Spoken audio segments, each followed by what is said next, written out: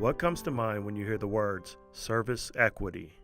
It's a DHS core value, but what does it really mean? DHS defines it as promoting health, safety, and independence for all Oregonians by adapting services and policy to eliminate discrimination and disparities in the delivery of human services. Understanding service equity is a journey we are all on in our own way. Each of us is at a different point in our journey. Let's look at service equity through the eyes of some of our DHS employees who demonstrated in their work. We call them Service Equity Champions. Hi, I'm Rebecca Arce, and I'm the Cultural Navigator for Aging and People with Disabilities. So our definition for service equity and aging and people with disabilities is part of our mission statement. It's serving people in a culturally respective manner. So culture could mean anything. Just broadening our idea of what culture means. It's not just racial, ethnic language. It's so many things that make us different. And our culture changes throughout our lives too, as we move into different stages of age, as we move into different cities or different parts of who we are, our culture shifts. I'm not making decisions for the community. I want the community to be self-determinant, to have that power back to decide what's best for them. And so when I say partner, that's what I truly mean. We're helping them become the best that they can be. Hi, my name is Angela Cause. I work in District 2, Multnomah County in Portland as the Diversity Relations Manager for Child Welfare and Self-Sufficiency. Being a person of color in this country who grew up during an era where equity did not exist, it's very important to me that we factor in the needs of people, and we take that seriously, that we honor the histories of individuals. So much was denied for centuries, for decades, for years, to folks who look like me.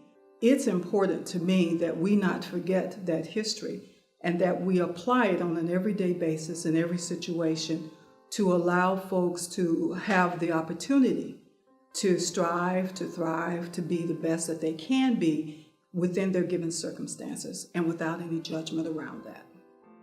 I happen to be a part of BEST, our Black Employee Support Team out of Portland.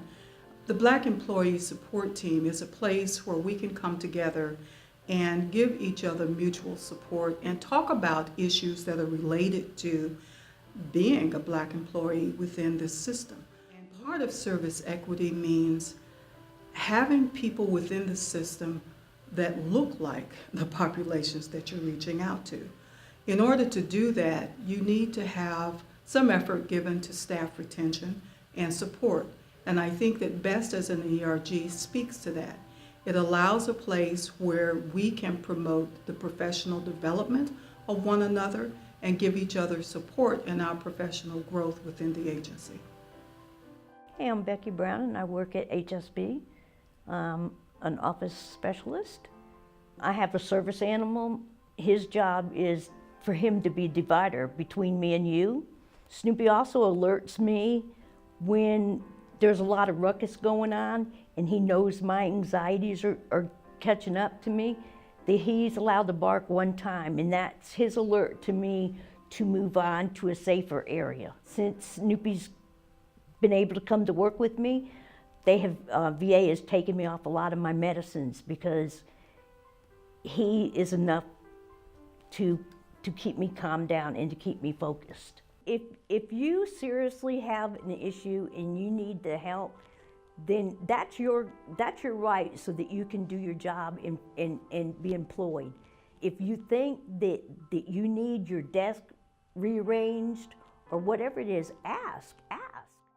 Hi, my name is Dwight Palmer. I work with DHS, Self-Sufficiency, and I am a family coach. Try your best to let go of your biases. Put those aside. Keep an open mind. Whatever you think of a person, put that on hold for a minute. Because sometimes I think we stop ourselves from getting to know people because we allow our biases to lead the way. But if you can just hold those for a moment, get to know the individual, conversations will take place. You'll get a historical view of that person. Let them tell you their story, not you put your story on them. Hi, I'm Brandy Teal, and I work for DHS as a benefits and eligibility worker. Being that DHS is a service industry and you're meeting with clients every day, I felt it was very important to come out as queer. But I like to point that out because it is something that folks are constantly struggling with within the queer community. And so thinking a little bit about safety, I knew it was important for me to identify as a queer person in order to create a sense of community amongst my coworkers as well as for the participants. One way I was able to do that was to immediately join the Pride ERG in Eugene, which was a great experience for me. It allowed me to meet other folks within my community and to take on a leadership role offering different types of trainings and workshops to the larger Lane County area. One thing that I would like to say to anyone who has the opportunity to watch this video is please try to respect people with their pronouns. I think it's really important to be able to honor somebody for who they are and how they identify, as well as their names. And I think as far as a call to action is concerned, making sure that you feel comfortable putting on your email signature your pronouns is one way to say to other folks that you're an ally or that you understand that this is an important issue that needs to be addressed. What difference does it make to me if I just respect what they're asking of me? Hi, my name is Jess Evans and I'm an SSA. I identify as trans non-binary. For those of you who don't know what that means I don't identify with the gender I was assigned with at birth. I have a really difficult time using the bathrooms at different DHS offices. In my district, there's only one office currently that has gender-neutral bathrooms that are specifically only for employees. At all the other offices, I'm forced to use the women's bathroom. This makes me feel extremely unsafe. I try to not use the bathroom when I'm at these offices, or if I have to, I make sure not to make eye contact with anyone else in the bathroom. Every time I am in one of those bathrooms, I'm afraid someone will say something and try to harass me. It's really easy to overlook the small things like using the bathrooms. Most of us can go and use a bathroom, do our business, get out, and not have to worry about being harassed. But I constantly am worried for my physical safety at our own DHS offices. I can't even imagine what it feels like for clients who identify as trans.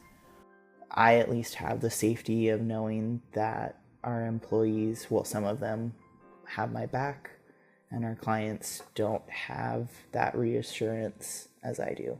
Service equity to me means that we recognize that all people have a different starting place. We need to strive to meet those individuals where they are at. Being a service equity champion doesn't mean that we're perfect 100% of the time. It simply means that we are able to evaluate ourselves and admit when our services have not been equitable. This way we can strive to meet people where they're at and provide additional services so they can have the same opportunity as everyone else. Hi, my name is Monica Garcia Montero. I am a benefit and eligibility worker at the West Eugene DHS office, and I am also the chair for the Willamette Valley Pride ERG. So I think that basically service equity is having resources and tools for everybody to access the services that they need. So these resources and tools can look in multiple different ways because we might need different things to achieve the same goal. Hello, my name is Chad Ludwig. I work for the Oregon Deaf and Hard of Hearing Services as an analyst working in the DHS Center here in Salem, Oregon.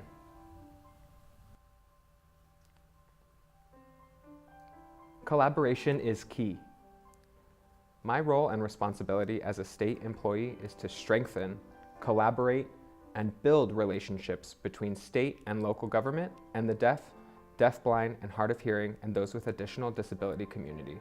We have some deaf and hard of hearing individuals, like myself, working here with the state, and it is vital for the state to engage every member equally in everything that we do. Hi, I'm Alyssa Sampson-Greer, and I'm the Cross Systems and Equity Coordinator for Child Welfare. When we're talking about service equity, we're talking about reducing and eliminating disproportionality and disparities in the services that we provide. And one of the key things that is often left out, because it's the most uncomfortable conversation, is the racial piece. Our organizational culture is really set up to be that of the dominant culture. And so how do we make that shift? How do we make the shift where people of color can come into work every day and not have to leave parts of them at home to fit in and assimilate into the organizational culture of DHS? How do we have conversations where people are really being open and honest with each other? This work isn't comfortable by all means. It's not comfortable all of the time, but it's necessary. My name is Antonio Eras de la Luz. I work in the Department of Human Services with the SNAP policy program and also with nutrition education as a state agency coordinator. I was born in Mexico City. I came to the United States when I was 9 years old. Growing up, I personally experienced some of the hardships that our families that we serve face on a daily basis. This provided me with personal experiences as to the different barriers that we have to overcome. To me, what service equity means is that the families we serve are able to access our services in a manner that takes into account their individual needs, the individual barriers that they face, and allow them to use our resources, our services, so that they can be successful in their lives. My name is Kellyanne Rodriguez. I am a recruiter here, a workforce recruiter here at DHS, and I'm currently in a rotational position as a talent acquisition specialist and diversity recruiter. I'm also the co-chair for APANET, which is our Asian Pacific Islander Employee Resource Group. I was born and raised in Hawaii, and it's kind of a prideful thing. You do what you have to do to take care of yourself, and asking for help is not an option. I kind of put my pride on the side, walked into DHS self-sufficiency office with my daughter. So already feeling like I've been judged, and thinking several times as I'm standing in line, like, I'm gonna turn around and walk out of this office. But I stayed in that line, and as soon as I stepped up to the counter, the first thing that came out of my mouth was, I'm so sorry. I'm so sorry that I have to ask for help.